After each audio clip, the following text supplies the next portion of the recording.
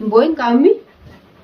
Boy. Baba kya करने बहुत ना iya Iya tini hidhaan baasaa jedhi. iya di hidana basa Yeroo akkuma argitan kabajamtootaa fi hordoftoota kiyyaa hidhaa qoraasuma dhiiraatii uumaa miti namni ni hidhamasii ni bayasii. Allora maaliif dubbii tana keessa dhufe yoo jaanka taate duraan keessa jirta dubbii michiyyoo tanaa jechaan dhufe amma michoo Abubakar xiqqoo biyyarraa akkanatti duugattee baabaa kiyya maaliif yaman keessatti hidhan jettu tanaa jechaan dhufe as bahe daawwattoota kiyya. Ammoo shabalee horoon yoo gartee immoo hattama ofirraa baase malee yoo ofirraa baasuu baate immoo walee hin ammaas. siif shabaleen daruuma shabalee walee hin sabar dirqama kuni dirqama guyyaa kana amma ilmoon magantaa michuyyoo kana dhaabdee yoo laalte abbaa keemma biyyatti hidha yoo jedhansi miyyooteeti biyya jirtumma hangam takka ilmoon tun garaan nama wannu Assalamu alaikum warahmatullahi wabarakatuh daawwattoota hordoftoota keenya. Arleega waan ajaa'ibaati isin dhufne yoo dhiisanis gaa naman dibtu dubbiini wanni isin dhufneen. Assalaamu alaikum warahmatullahi wabarakatuh hordoftoota daawwattoota balloo shaw salaamtaa isiniif kanneen jirra. Amma waan dhufneef simu shabalee ooroo hajan kanaatu michiyoo gartee Abubakri tagartee saadaa ta biyya jirtu taatu bira galtee biyya jirtu sana kana boochi baabaan kiyya hidhameette shabalee ooroo kanaatu Abubakri asitti hidha Abubakri sayid tokko. Shabalee ooroo jala jira jira kana. Inni kun maal qabaayi Abubakri fi sayid hidhuu dandare. Jaartiidha kaa. Maali jettee waan gaafatte? Bakaraaf fuudhe. Maali jettee waan gaafatte? Jaartii Abubakri tagartee saadarra fuudhe san. Anaa quba qaba keessallee daawwattoonni hordoftoonni keenya ni beeka. Garuu gaa waan micoon tun boortuu fi keessa dhufe ammayyi nama arrabsuuf illee hin dhufne daawwattoota keenya dhiifama wajjini micoon Abubakri tun hedduudha boo'u jirti biyyarraayi micoon saadaa. Isaan lachuu jaartiin Abubakri tun saaduma. Saada sun taadha ilmaan isaan saadatti qoodhaan jaanii waan. Haadha ilmaan isaan saadatti qoodhaa. Taasii tuni saada guddoo bara. Akkuma agartee. Tasilaa duraa san akkamitti xiqqoo taatere. Tanaatu irra guddoo boosa. Toni umriidhaan waan guddoo taate umrii malaaltee jetteen. Umrii guddoo bara. Turammaas maafuu jechuun bar faayidaan qabdu gadi isaa. Yaa'ii qabdi tana amma tafannifteeti. Tanaafi Abubakri wallolee ni haajira waliin jiran imree haafirraa hiiku duraanuu saadarra fuudhemi. Ani ofirraa hiikas maal qaba? Tanaa hucciisu haa hucciisu. Duba tanaaf shabalee yeroo ishee tanaa hojii oltee Abubakri fi Sayid hidhuu qaba. Amma shabaleedhaa ka dubbii tana dalagu. Shabaleetu dubbii tana fidee shabalee yeroo kajan kana. Shabalee. Dhufee amma jaartii isaa tanaa hojii oltee Abubakri faayidee jechuudha. Isaaf jaartii isaa akka fedhan wal godhanii shabalee yeroo kana maaltu naqeewu? Shabaleen kun dura badaa akkaminni. Hay badaallee akkamii micoon Abubakri tun amma saadaa hojjetu biyyarraa fiidota kana amma harkee fiidota kun harkee micoon Abubakri san akkana boochii jechuudha saadaa ta'u biyyattu san. Abbaa kiyya hidhanii Oromooti naatiyyaa Oromooti naayyaa naa baasa baabaa kiyya hiite intalti dullattiin sana baabaa kiyya hiite silaachii raaddendi jiru micoon daa'imni xiqqoon san bara akkamii abbaasii hiitii usiin yoo walti taniin yoo hiikee saa hiiku dhiyootana fuudhemi. Hay boo. Hurriyee qaba kaa. Hurriyee qaba hurriyee. Yoo hiikee hurriyee qaba haadha ilmaanii difattee tanii hiiku malee isiin haadha ilmaanii hiikii anaa hojjetaa jettiin inni taa'uu jeensi hiikeetiin haadha ilmaanii hojjetaa. Duraanuu akkuma malee walitti dhufan malee isaan kun beekadhu waa maallaqaan fidu gaafa sana Abubakri illee beekadhu hedduudha walittu aarree jechuun saadaa wajjin Abubakri anuu hedduun hidhee jechuun daawwattoonni kiyyan beekaa. Homaa miti bakka jirtanii sagalee ta'aa fi akka Sa'idii fi Abubakaris mana hidhaa san keessaa bayanii jechuudha. Homaa miti ni hidhamasii ni bayasii namni waan takkaa hin ta'anii Rabbiin biraa haa jiraatu jechuudha.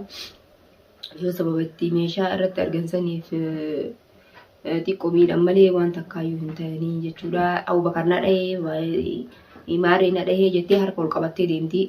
Harka san rabbi ammallee irratti si haa dabaluu siin jedha. Sa'aadaa rabbi ammallee irratti si haa dabaluu jechuudha.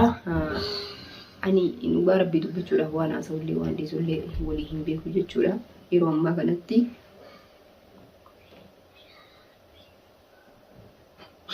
yeroo takka yeroo ilaalan jireenyummaan kun nama jibbisiisaa jechuudha.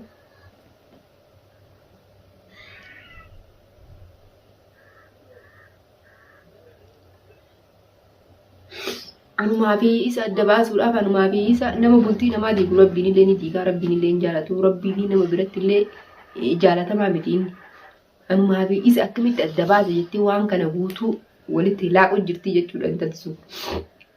Ilaana jiraadhee kana hundan daleeduu kan hundan. Hojiin dhahina haasaadha jechuun jaartiin Abubakri xiqqoon biyyattuu tun gartee taa'aadha ilmaanii sun. abbaa hiyyatee jiyyutu Abo shabalee ooroo. akkamitti hidhaadhaan Shabalee ooroo kan hin jangoon gartee yoo dhageesse fiidota yoo dhageesse yoo gartallee dhaggeeffadhu. Abubakrii fi waan Sayid hatattamaan akka ofirraa gabbaaftu. Saata asistu gartee taa'amata 50 waliin turu. Isii tanaa hojii taatee tunis jaaltee Abubakriiti. Fedhu waa dhiifatu. Dantaan tasaati. Ati waan sila kan qabdu. Jidduu ba'uu qabda. Akka fareenillee haa ol godhanii. Saada maal jette? Isaan maal akka fareen ol godhanii? Saadaan biyyattuu tun taa'aa tilmaanii tun. Akka fareen ol godhanii. Ati maaliif shabalee yeroo maal jidduu seentaa jetteen jechuudha. Jidduu wanni seenee inni kun isii tanaa hojjetee Abubakrii fi Sayid kana wanni dhufu maal? Maal irraa qaba? Maaltu isaan akka dullattiin maal taateef isaaf? Shabalee yeroo kana maal? Shabalee yerooti maal taate yooma fuudhuu deema beena. Abubakrii haasiiqu fuudhi qaba feete. Haa fuudhu qaba. Yoo fuudhu barbaade haa fuudhu qaba. Haayikuufi boo jaartiin duraa tana namaa keessa hin jirtu. Haadha ilmaanitti adeemu gurbaani. Gurbaan haadha ilmaanitti adeemu nagaa. Way. Haadha ilmaanii wanni gaaf hin jirtu. Hin jirtu. Tuni dullatti eegee gattee ma fuudhe. Walumaanuu khalaas akka tokko tattaanii jarri. Duraanuu nama jabaa fuudhe akkamitti nama qiyaasanii fuudha isa gurbaan. Ni maraate oliitti biyya tanaa tunis. Sagaawwataniinis maraatee akkas goote. Maraateetuma jala badee bara. Naasaata hundi barbaanne bara. Firditti osoo gartee ganta tokko qamaa taa'anii qamuuf jiranii achitti xireenee bara rabshaara dhaabnee bara. Hayi achitti bara saada hunda tumtee bara saada xiqqoo nama taa'u bakri ta'u yaati maayito. Bukkee irraa qabte bara jetti. Boos kaameraa kaaseetiin gallakki bara fiidota yoo qilleensara gartee nillee beeku ni beekan daawwattoonni hordoftoonni ni beeka. Bal'oo irra maaliif dubbii tana keessa dhufe yoo jaan kataate. Duraan keessa jirta dubbii. Michiyyoo tanaa jechaan dhufe michoo Abubakrii xiqqoo biyyarraa akkanatti duugattee baabaa kiyya maaliif yaman keessatti hidhan jettu tanaa jechaan dhufee as bahee daawwattoota kiyya. Ammoo shabalee horoon yoo gartee immoo hattama ofirraa baase malee yoo ofirraa baasuu baate immoo walee hin ammaas. Shabaleen daruma shabalee walee hin ammaas. Sabar dirqama guyyaa kana amma ilmoon magantaa michiyyoo kana dhaabdee yoo laalte abbaa keemma biyyattiidha yoo yaneensi miyyootee biyya jirtummaa. Hangam takka ilmoon tun garaan nama wanna goot. Lubbuun fi kan tun lubbuun ilmoo taanaati. Shiishiin gartee taltee si tun bara. Abubakri shiishi gootee gurbaan kanaan amma nama ol dhabsistee nama waliisisuun kun amma kun rakkoo waraabara.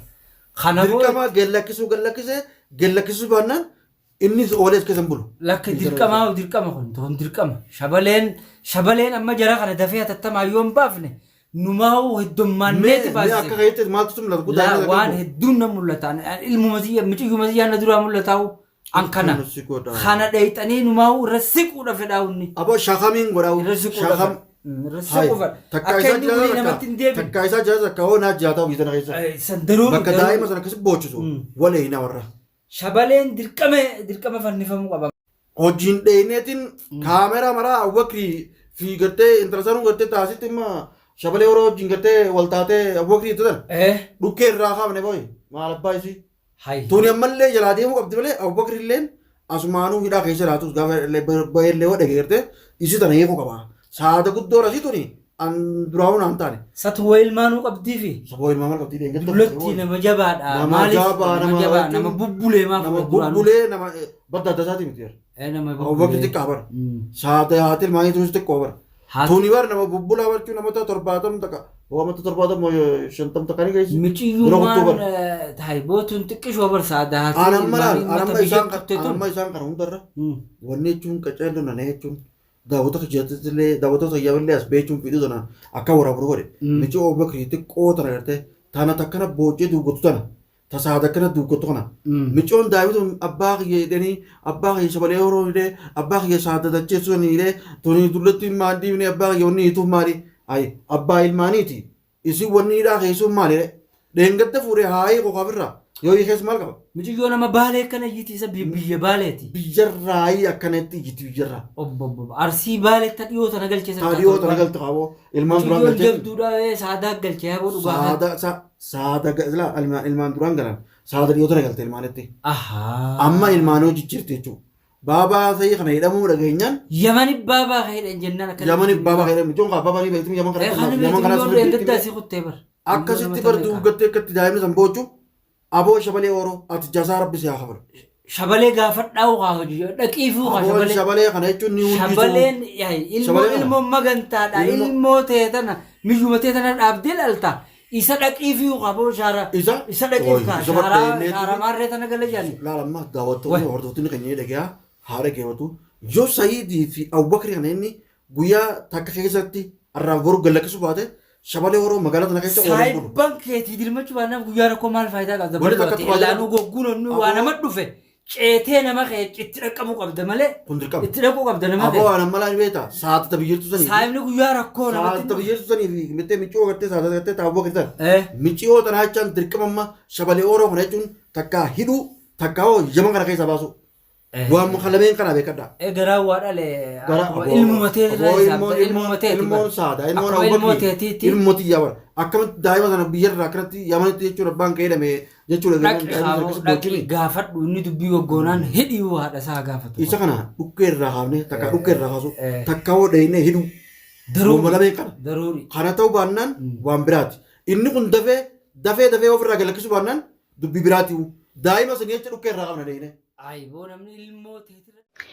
Balaan kun hundinuu balaa sa'aadarraa ka'ee yaa wasaqtitti yaa sharmuutti silaa achi jiraadhee ni beektatuyyuu silaa achi jiraadhee sa'aadaa ni beektatuyyuu wallaahi billaa waan dila kana hin haasoitu waan dila kana hin daleetu jechuudha silaan achi jiraadhee sa'aadaa wal beena xiizii walii wal beena jechuudha silaan achi jiraadhee waan dila kana hin daleetu horaa dagaanaa kun hundinuu sababa keetti akkana namni wal fixu jira jechuudha sababa kan keetti kun hundinuuyyuu.